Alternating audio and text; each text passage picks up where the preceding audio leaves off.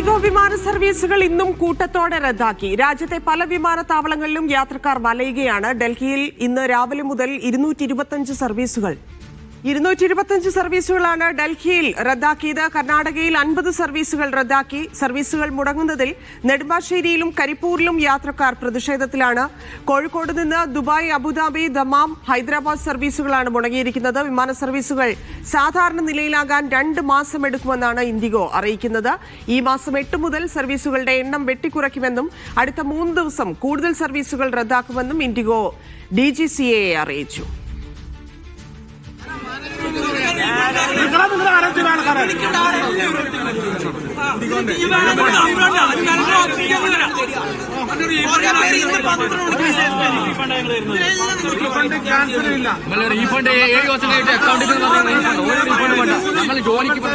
Airline ചേഞ്ചും പിന്നെ അത് ആ ഫ്ലൈറ്റിന്റെ ടൈം വരില്ല, അക്കോമഡേഷൻ ഇത് 3 കിട്ടിയിട്ട് പിന്നെ ബാഗേജിൽ ആരെങ്കിലും ഡാമേജ് ആയിട്ട് ഫ്രോസൺ ഉണ്ടെങ്കിൽ അതിന് ഡൽഹിയിൽ നിന്ന് തൗഫീഖ് അസ്ലമുണ്ട്, മലപ്പുറത്ത് യൂനുസ് അഹമ്മദും കൊച്ചിയിൽ ലിഡിയ ജേക്കബും ഉണ്ട്. ആദ്യം തൗഫീഖിലേക്ക്. തൗഫീഖ്, രാജ്യം മുഴുവൻ യാത്രക്കാർ വലയുന്ന സാഹചര്യത്തിലാണ്. ഇൻഡിഗോ നേരത്തെ ബുക്ക് ചെയ്ത ആളുകളെ സംബന്ധിച്ച് വലിയ ബുദ്ധിമുട്ടാണ്. റീഫണ്ട്, ഒപ്പം തന്നെ ലൈൻ മാറ്റുന്നത് ഉൾപ്പെടെയുള്ള കാര്യങ്ങളിലൊന്നും അവർക്ക് ഇതുവരെ ഒരു തീരുമാനം പോലും അറിയാൻ സാധിച്ചിട്ടില്ലെന്ന് മനസ്സിലാക്കുന്നു. ഏറ്റവും കൂടുതൽ ഡൽഹിയിലാണ് സർവീസ് മുടക്കിയിരിക്കുന്നത്. എത്രത്തോളം യാത്രക്കാരെ അത് ബുദ്ധിമുട്ടിലാക്കിയിട്ടുണ്ട്? എന്താണ് ഇൻഡിഗോ വിശദീകരണം?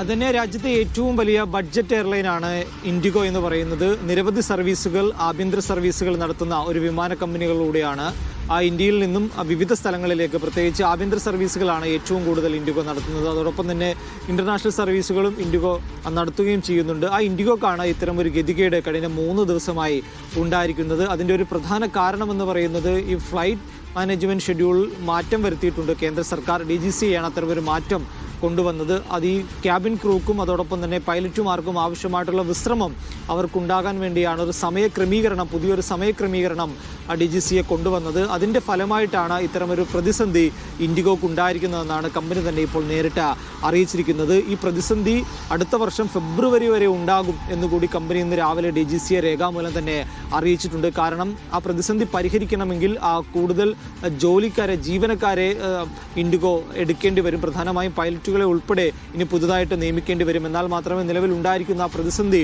മാറ്റാനായി സാധിക്കുകയുള്ളൂ. ഡൽഹി, അഹമ്മദാബാദ്, അതോടൊപ്പം തന്നെ ഹൈദരാബാദ് ഉൾപ്പെടെ ചെന്നൈ ഉൾപ്പെടെയുള്ള രാജ്യത്തിന്റെ വിവിധ ഇടങ്ങളിലെ പ്രധാന വിമാനത്താവളങ്ങളിലെല്ലാം വലിയ പ്രതിസന്ധി നിൽക്കുകയാണ്. വന്നിറങ്ങേണ്ടതും പറന്നുയർന്നേണ്ടതുമായിട്ടുള്ള എല്ലാ വിമാനങ്ങളും ഇപ്പോൾ വൈകുകയാണെന്നാണ് ഇൻഡിഗോ തന്നെ അറിയിച്ചിരിക്കുന്നത്. ഇതുമൂലം നിരവധി യാത്രക്കാരാണ് വിമാനത്താവളങ്ങളിൽ ഇപ്പോൾ കുടുങ്ങിയിരിക്കുന്നത്. ഇവരെ എത്രയും വേഗം ഇവരുടെ ലക്ഷ്യസ്ഥാനത്തേക്ക് എത്തിക്കാം ഒരു പകരം സംവിധാനം ഇൻഡിഗോ ഒരുക്കുന്നില്ല എന്നുള്ളൊരു ആക്ഷേപമാണ് ഇപ്പോൾ ഉയർന്നിരിക്കുന്നത്. അതോടൊപ്പം തന്നെ ഈ 5-6 മണിക്കൂർ എയർപോർട്ടിൽ നിൽക്കുന്ന ആളുകൾക്ക് ഭക്ഷണം പോലും ഇൻഡിഗോ നൽകുന്നില്ല, ഏതെങ്കിലും തരത്തിലുള്ള താമസ സൗകര്യങ്ങൾ ഇൻഡിഗോ നൽകുന്നില്ല എന്നുള്ളൊരു പരാതി ഉൾപ്പെടെ ഇപ്പോൾ മലയാളികൾ ഉൾപ്പെടെ ഉയർത്തുകയും ചെയ്തിട്ടുണ്ട്. ഇനിയിപ്പോൾ എന്താണ് ഇൻഡിഗോയുടെ മുന്നിലുള്ള ഒരു വഴി, അല്ലെങ്കിൽ യാത്രക്കാർ എങ്ങനെയാണ് അവർ സുരക്ഷിതമായിട്ട് ലക്ഷ്യസ്ഥാനത്തേക്ക് എത്തിക്കുക എന്നൊരു മറുപടി ഇപ്പോഴും ഇൻഡിഗോയുടെ ഭാഗത്തുനിന്നുകൊണ്ട് ഉണ്ടായിട്ടില്ല. എത്രയും വേഗം ഈ പ്രതിസന്ധി പരിഹരിക്കുമെന്ന് കൂടി ഇൻഡിഗോ എങ്ങനെ പരിഹരിക്കപ്പെടും എന്നുള്ളതാണ്. യാത്രക്കാർ ആ രീതിയിൽ വലഞ്ഞിരിക്കുകയാണ്. കൊച്ചിയിൽ നിന്ന് ലിഡിയ ജേക്കബ് ചേരുന്നുണ്ട്. ലിഡിയ, നെടുമ്പാശ്ശേരിയിൽ എങ്ങോട്ടൊക്കെയുള്ള യാത്രക്കാരാണ് കുടുങ്ങിയിരിക്കുന്നത്? എത്ര സർവീസുകൾ റദ്ദാക്കിയിട്ടുണ്ട്? യാത്രക്കാർക്ക് ലഭിക്കുന്ന വിവരങ്ങൾ എന്തൊക്കെയാണ്?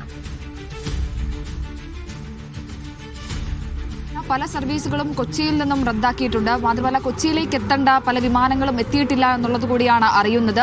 പ്രധാനമായും ഇന്നലത്തെ 3 സർവീസുകൾ, പ്രത്യേകിച്ചും ഒന്ന് റാസൽ ഖൈമയിലേക്കുള്ളത്, മറ്റൊന്ന് കുവൈത്തിലേക്കുള്ളത്, മസ്കത്തിലേക്കുള്ള 3 സർവീസുകൾ ഇന്നലെ റദ്ദാക്കിയിട്ടുണ്ട്. അതായത് റാസൽ ഖൈമയിലേക്ക്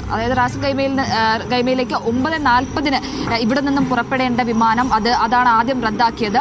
അത് റദ്ദാക്കി ഇന്ന് വൈകുന്നേരം 6 മണിക്ക് പുനഃക്രമീകരണം നടത്തിയിട്ടുണ്ട്. അതായത് 6 മണിക്ക് മറ്റൊരു വിമാനം ഏർപ്പെടുത്തുമെന്ന് യാത്രക്കാരോട് അറിയിച്ചിട്ടുണ്ട്. പക്ഷേ 10:40 കുവൈത്തിലേക്ക് പോകേണ്ട വിമാനം ഇതുവരെ പുറപ്പെട്ടിട്ടില്ല. അത് ക്യാൻസൽ ചെയ്തതായി അല്പം മുമ്പ് ഒരു അറിയിപ്പ് യാത്രക്കാർക്ക് നൽകിയിട്ടുണ്ട്. ഇന്നലെ രാത്രി